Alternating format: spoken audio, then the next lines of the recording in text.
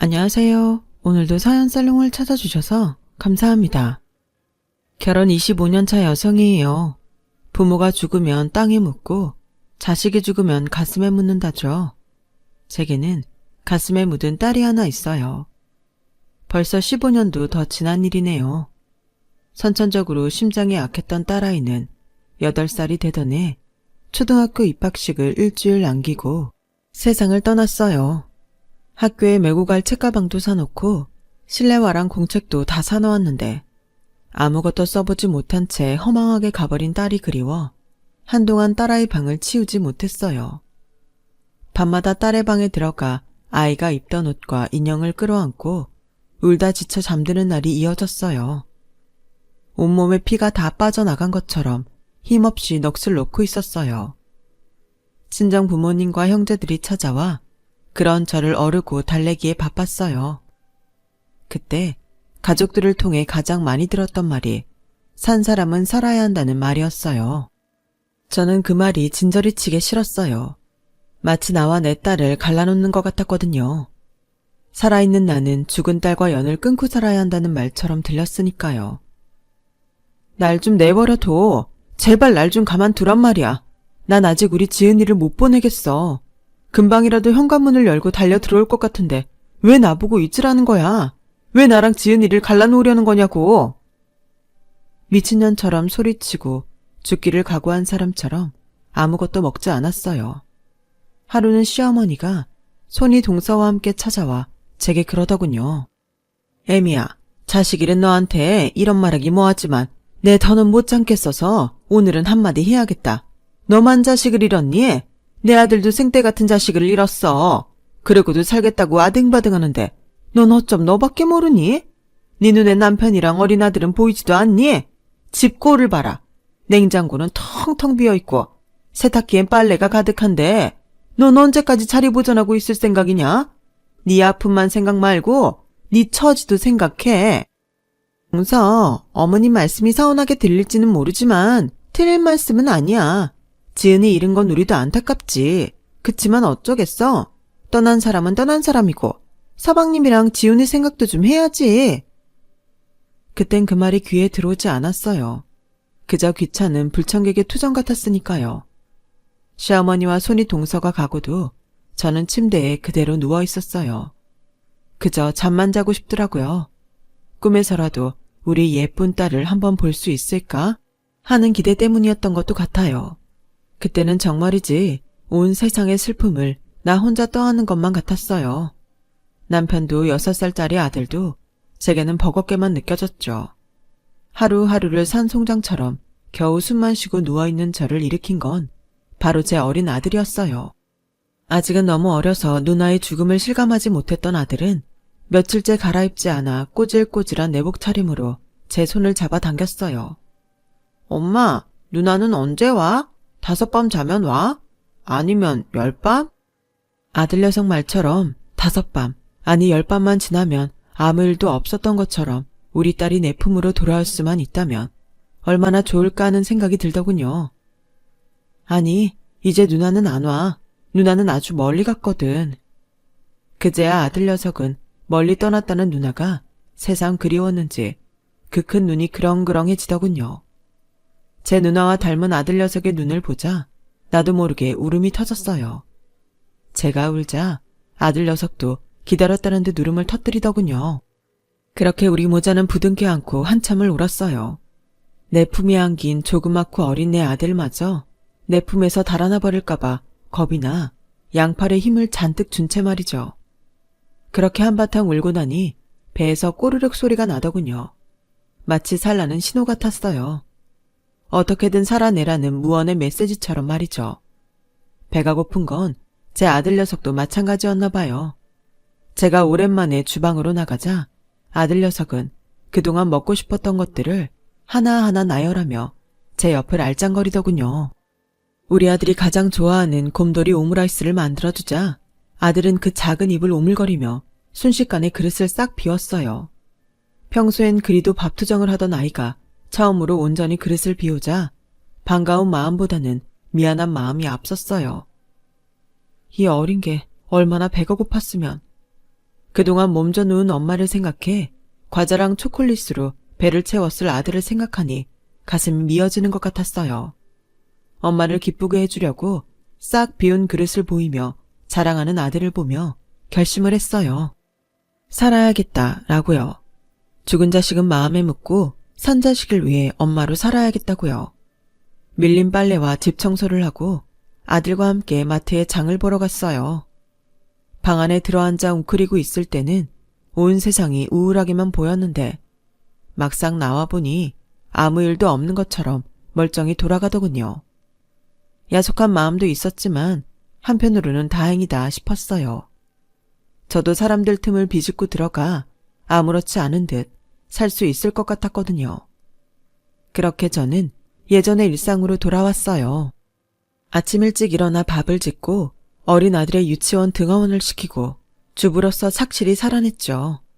하지만 도무지 남편한테만큼은 전처럼 대할 수가 없었어요. 아직은 딸아이를 온전히 보내지 못하는 제 마음을 알면서도 기어이 딸의 방을 치워버린 남편은 딸의 첫 기일에도 술에 취해 밤늦게 들어왔거든요. 당신이 어떻게 이럴 수가 있어. 오늘이 무슨 날인지 몰라? 내가 아침에 분명히 말했잖아. 지은이 기일이라고. 술이 그렇게 좋으면 1년 내내 마셔도 좋아. 하지만 지은이 기일만큼은 그러지 말라고. 지은이. 넌 언제까지 지은이 타령만 할 거야. 아주 숨 막혀 죽겠어. 내가 왜 술을 마셨는지 알기나 해? 너만 힘든 척 하지 마. 너 그 지은이 타령하는 것도 지겨워 죽겠다고. 남편은 벌써 딸아이를 잊은 사람처럼 보였어요. 마치 처음부터 자신에겐 딸이 없었던 사람처럼 굴더군요. 남편에 대한 야속함과 배신감이 커질수록 우리 부부 사이는 점점 멀어져 갔어요. 자식 때문에 부부라는 둘레 안에 살고 있긴 하지만 그 관계가 언제 끊어져도 이상할 게 없을 정도였죠. 그러면 그럴수록 저는 아들한테 애정을 쏟았어요. 딸아이에게 못해준 것들을 온전히 아들을 위해 쏟아부었죠. 그랬더니 시어머니가 이번엔 그걸 가지고 타박을 하더라고요. 얘, 넌 네 아들한테 드리는 정성을 반만 네 남편한테 드려봐라. 넌 네 아들 챙기느라 네 남편 얼굴 반쪽 된 건 안 보이니? 저게 산의 놈 얼굴이냐? 어디서 피죽한 그릇 못 얻어먹은 것처럼 빼싹 꼬라서는. 너 그러다 네 남편이 갑자기 쓰러지면 어쩔 거야? 네가 돈 버는 능력이 있기라냐? 남자 후리는 재주가 있기라냐? 네 남편 죽고 나면 뭐해 먹고 살 건데? 있을 때 잘해라. 나중에 후회 말고. 말을 해도 어쩜 그리 못되게 하는지 시댁에 갔다 온 날이면 집에 오자마자 화장실로 달려가야 했어요. 체한 것처럼 속이 거북하고 구역질이 났거든요. 제가 변기를 부여잡고 토악질을 할 때마다 남편은 제 뒤통수에 모진 말을 쏟아냈어요. 너 매번 이러는 거 일부러 나 보라고 이러는 거지? 왜? 이제 내 가족들만 봐도 토 쏠린다는 거야? 그렇게 진저리 치기 싫은 거냐고. 도대체 언제까지 이럴 거야? 내가 언제까지 너 이러는 거 참아줘야 하냐고. 당신이 참은 적이 있긴 해? 당신 엄마랑 당신 가족들이 나한테 모질게 하는 거 알면서도 수수방관한 거지. 어떻게 그게 참은 거야? 날 이렇게 만든 사람이 누군데? 당신이랑 당신 가족들이잖아. 넌 왜 항상 남 탓만 하냐? 문제가 너한테 있다는 생각은 안 해? 제발 유난 좀 떨지 말고 살자. 남편이 싫으니 시댁도 싫어진다고 이후로도 명절이나 제사 때 시댁에 갈 생각만 하면 온몸이 몽둥이로 두드려 맞은 것처럼 아프기 시작했어요. 흔히 말하는 명절 증후군처럼 보이기도 했지만 명절이 아니라도 시댁에 갈 때마다 그런 증상이 나타나는 걸 보면 시댁 증후군이라고 하는 게 더 맞는 말일 것 같네요. 그렇게 남편과 시댁에 오만 정이 떨어진 어느 날 기어이 사단이 나고야 말았어요. 아버님 생신을 맞아 음식도 할 겸 남편과 아들보다 일찍 시댁에 찾아갔는데 한창 음식 준비를 해야 할 시간에 집안이 절간처럼 조용하더라고요. 그때 안방에서 어머님과 손윗동서 목소리가 들렸어요. 어머님, 거실에 있는 가족 사진 말이에요. 그거 다시 찍어야 하지 않을까요? 죽은 애가 버젓이 들어앉아 있으니까 볼 때마다 꺼림직해요. 사진 촬영비랑 액자값은 제가 낼 테니까 우리 다시 찍어요. 안 그래도 나도 그 사진 볼 때마다 기분이 그렇더라. 네 말 맞다나 나도 그 사진 떼어버리고 싶긴 하다만 둘째가 어디 그러자고 하겠니? 죽은 지 딸 들먹이면 난리를 칠 게 뻔한데. 난 아주 둘째 얼굴만 봐도 숨이 콱 막힌다. 지은이 죽은 지가 언젠데 아직도 지 혼자 슬픈 척이야. 솔직히 말이 났으니 말인데 저도 동서 때문에 힘들어요. 어머님도 아시잖아요. 명절이고 제사 때 다 죽은 얼굴로 와서는 분위기나 망치고 나처럼 직장이 있는 것도 아니고 일도 않고 집에서 노는 주제에 일찍 좀 와서 일 좀 하면 좀 좋아요. 오늘만 해도 그렇잖아요. 지금이 몇인데 코빼기도 안 보이고 보면 죽은 자식 팔아서 꾀부리는 것 같아요. 하나 남은 아들내미까지 죽으면 아주 이 집안 상전 노릇하겠어요. 그러게나 말이다. 따지고 보면 지은이 죽은 것도 다 걔네 친정 탓 아니냐? 걔네 집안이 원래 심장 쪽이 다 안 좋다잖니. 지은이가 그걸 물려받은 거 아니겠냐고. 그런데도 지가 더 지랄이니? 척반화정도 유분수지. 안 그러니? 자식 잡아먹은 년이 내쫓기지 않은 것만 해도 감지덕진데 집안 분위기까지 흐리고 어떻게 시애미가 며느리 눈치를 보게 만들어. 버르장머리 없는 년 같으니라고. 제게 감정이 안 좋은 건 알았지만 뒤에서 아이의 죽음까지 들먹이며 이런 말까지 하는 줄은 몰랐어요. 순간 목구멍을 타고 뜨거운 기운이 확 올라왔어요. 그리고 놓은 몸이 부들부들 떨리기 시작했죠. 하필 그때 거실에 걸려있는 가족 사진이 눈에 들어오는 거예요. 사진 속에는 우리 지은이 7살 때 모습이 고스란히 들어있었죠. 어린 게 얼마 살아보지도 못하고 죽은 것도 불쌍한데 가족이라는 작자들한테 소름 끼친다는 소리까지 듣게 되다니 억장이 무너지는 것 같았어요. 솔직히 그때는 눈에 보이는 게 없더라고요. 그래서 그 길로 벽에 걸린 액자를 뜯어내 사진을 꺼냈어요. 이 집에 두었다가는 언제고 갈갈이 찢기거나 불타 없어질 것만 같았거든요. 그럴 바엔 제 손으로 처리하고 싶었어요. 우리 집에 가져가려고 액자에서 꺼낸 사진을 둘둘 말고 있는데 안방에서 그 소리를 듣고 시어머니와 손윗동서가 나왔어요. 혜미 너 지금 뭐하는 짓이냐? 몰라서 물으세요. 어머님이랑 형님이 소름 끼쳐 하시는 제 딸 사진 제 손으로 걷어가는 겁니다. 왜요? 이것도 말리시게요? 어머 동서 말 참 이상하게 한다. 언제 우리가 그런 소리를 했다고 그래? 안 그래요 어머님? 이런저런 소리 할 거 없다. 지 새끼 사진 가져간다는데 뭐라고 하겠냐? 그래 잘 생각했다. 가져가라.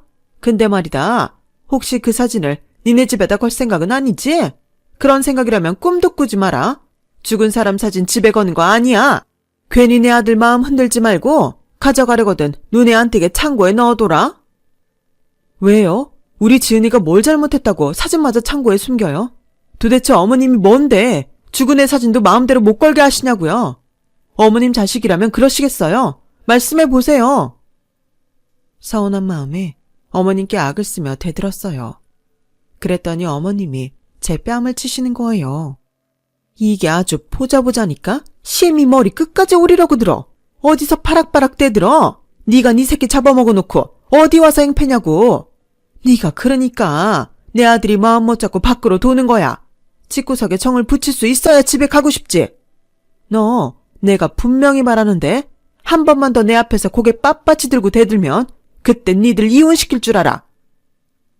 당장 이혼하겠다는 말이 목구멍까지 치밀고 올라왔지만 그 말을 뱉을 수는 없었어요.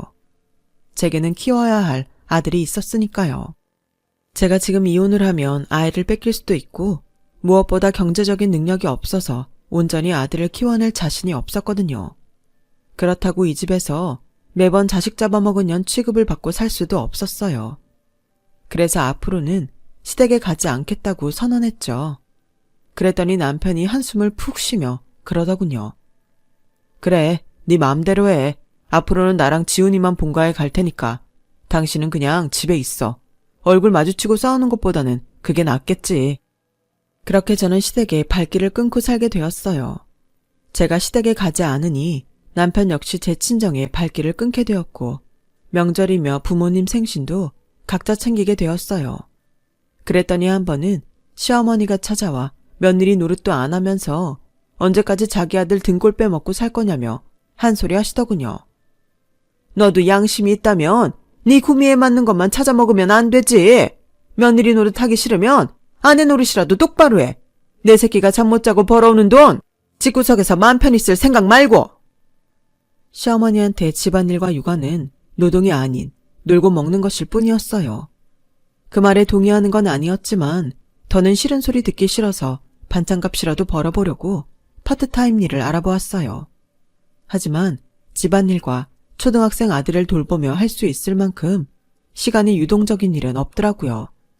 그래서 친한 선배한테 하소연을 했더니 자기 남편 회사에서 프리랜서 작가를 뽑는데 한번 지원해보지 않겠냐고 하더라고요. 문예창작가를 졸업한 덕에 글 쓰는 건 그리 어려운 일이 아닐 것 같아서 일단 하겠다고 말했어요. 정확히 어떤 일을 하는지 모른 채 말이죠.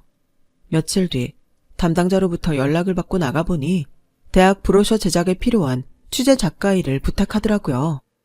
해당 대학에 가서 전화하시면 대학 홍보실 직원이 나올 거예요. 그분 안내대로 인터뷰이들을 만나서 인터뷰하시고 원고는 기획서에 적힌 날짜대로 보내주세요. 맨땅에 헤딩을 하는 심정으로 약속 장소에 나갔고 얼떨결에 인터뷰를 진행했어요. 제가 인터뷰를 하게 된 분은 대학에 거액을 기증한 할머니셨어요. 30년 전 죽은 아들이 다니던 대학에 그동안 모은 돈을 장학금으로 내놓으신 거였죠. 등록 마감날까지도 우리 아들 대학 등록금을 못 만들어서 발을 동동 굴렀거든요. 어렵게 이웃들 도움으로 마감 시간에 겨우 맞춰서 냈었죠. 그때 얼마나 마음을 졸였던지 신발을 짝짝이로 신고 온 동네를 헤집고 다녔지 뭡니까. 그렇게 힘들게 대학을 보낸 아들이 졸업을 앞두고 세상을 떠났을 땐 하늘이 무너지는 줄 알았어요. 담담한 표정으로 인터뷰를 하시던 할머니는 죽은 아들 얘기가 나오자 눈시울을 붉히셨어요. 30년이 지나도 죽은 내 아들 목소리며 밥 먹을 때 젓가락질하던 손까지 생생하게 기억나요. 어떻게 잊겠습니까? 내 몸의 일부였던 아이인데 30년이 아니라 50년, 100년이 지나도 못 잊습니다. 그래도 시간이 약이란 말은 영 틀린 건 아니더라고요. 처음 아들을 떠나보내고는 숨도 제대로 못 쉴 것 같더니 한 1년 지나고 나니까 내가 TV를 보고 웃고 있더라고요. 그렇게 5년, 10년, 20년 세월이 흐르니까 문득문득 아들이 떠오를 때가 아니면 남들처럼 멀쩡히 살게 되더라고요. 인터뷰를 하는 내내 죽은 딸아이가 생각나 저도 모르게 울음을 터뜨렸더니 할머니께서 무슨 일 있었냐고 물었어요. 몇 년 전에 딸아이를 먼저 보냈다고 했더니 말없이 제 손을 잡아주시더라고요. 별 말씀은 없었는데도 그 거칠고도 따뜻한 손길에 많은 위로를 받았습니다. 인터뷰를 마치고 집에 돌아와 원고를 쓰면서도 참 많이 울었어요. 그런데 그렇게 울면서 쓴 원고가 회사 측 마음에 들었는지 꼭지를 몇 개 더 주셨고 이후 작업에도 꾸준히 참여할 수 있게 되었어요. 사람들을 만나 인터뷰를 하다 보니 세상에는 저보다 큰 아픔을 겪은 사람들도 많더라고요. 그들과 인터뷰를 하면서 참 많이 위로를 받곤 했습니다. 그러는 사이 취재작가로 자리를 잡게 되었고 일이 몰릴 때는 직장인 월급의 2~3배도 넘게 벌게 되었어요. 더는 남편 월급에 기대 살지 않게 된 거예요. 경제력이 생기자 더는 결혼 생활을 유지할 필요가 없다는 생각이 들었어요. 이미 아들도 성인이 된 터라 더더욱 결혼 생활에 미련이 없었어요. 남편과 각방을 쓴 지도 오래됐고 대화도 거의 없는 터라 남편도 반대하지 않을 것 같더라고요. 마침 군대에 간 아들이 휴가를 나와 있어서 가족이 다 있을 때 얘기를 하는 게 낫겠다 생각했어요. 그래서 저녁을 먹고 남편과 아들을 거실로 불렀는데 아들이 대뜸 지 아빠한테 그러는 거예요. 아빠, 걸그룹 좋아해? 그러자 남편은 얼굴을 붉히며 아들 입을 막으려 들었어요. 대박, 아빠 책상에 콘서트 표도 있던데 거기 갔었어? 야광봉 흔들고 그러면서 공연 본 거야? 남편은 한사코 아니라고 부인했지만 아들은 남편 방에서 걸그룹 굿즈까지 들고 나와 제 앞에서 흔들었어요. 자기 아들 또래의 걸그룹한테 열광하는 남편을 보니 기가 차서 말이 안 나왔어요. 그런데 그때 아들이 방점을 찍었죠. 콘서트표에 굿즈까지 다 모으려면 못해도 돈백은 들었겠는데? 그치 아빠? 이미 아들 녀석 손에 모든 걸 들켜버린 남편은 체념한 듯 고개를 끄덕였어요. 지난달 카드값을 보니까 100만 원 조금 더 나왔더라. 뭔 놈의 콘서트표랑 굿즈가 그렇게 비싼 건지. 그 말에 참았던 원망이 터져나왔어요. 잘하는 짓이다. 그 나이 먹고 어린 여자애들 뒷공문이나 쫓아다니고 싶냐?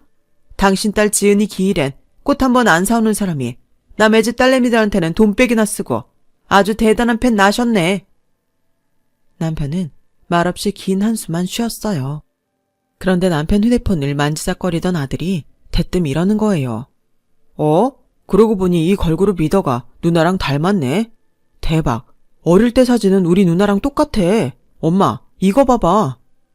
저리 치워. 내가 지금 그거 볼 정신이야. 아들 손을 뿌리치려는데 아들놈이 집요하게 제 눈앞에 남편 휴대폰을 들이대는 통에 바탕화면에 올려진 걸그룹 리더의 얼굴을 보게 되었어요. 아들 말 맞다나 우리 지은이랑 많이 닮았더라고요. 내 딸이 죽지 않고 살아있었다면 그런 얼굴로 자랐을 것 같더라고요. 아들이 보여준 걸그룹 리더의 어린 시절 사진은 정말 제 딸 지은이랑 판박이라고 해도 과언이 아니었어요. 아빠, 누나 생각나서 이 걸그룹 보러 간 거구나. 그럼 말하지 그랬어. 나 제대하면 그땐 같이 보러 가자. 엄마도 같이 갈 거지? 순간 목구멍으로 뜨겁고 쎄한 기운이 올라와서 저는 대답도 못하고 서 있었고 남편은 무안한지 괜히 허공만 바라보았어요.